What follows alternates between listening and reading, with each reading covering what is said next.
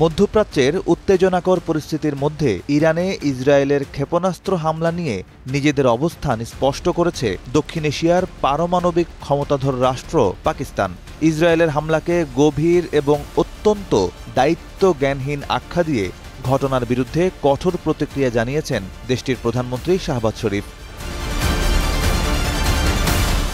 ইসরায়েলের কর্মকাণ্ড অস্থিতিশীল একটি অঞ্চলে আরও অস্থিরতা সৃষ্টি করতে পারে বলে আশঙ্কা প্রকাশ করে প্রধানমন্ত্রী শরীফ বলেন, এই হামলা কেবল আঞ্চলিক নিরাপত্তাকেই হুমকির মুখে ফেলেনি, বরং বৈশ্বিক শান্তিও বিপন্ন করে তুলেছে। আমি আন্তর্জাতিক সম্প্রদায়ের প্রতি আহ্বান জানাই যেন তারা অবিলম্বে হস্তক্ষেপ করে পরিস্থিতির আরও অবনতি রোধ করে।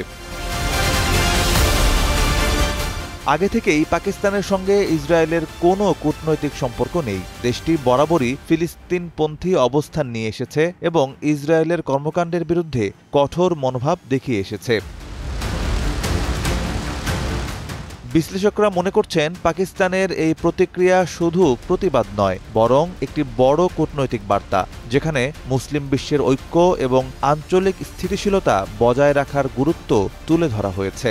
ইসরায়েল ইরান সংঘাত প্রসঙ্গে ইসলামাবাদের অবস্থান ভবিষ্যতের ভূ রাজনীতিতেও গুরুত্বপূর্ণ ভূমিকা রাখতে পারে বলে মনে করছেন বিশ্লেষকরা। নিউজ ডেস্ক, সময়ের আলো।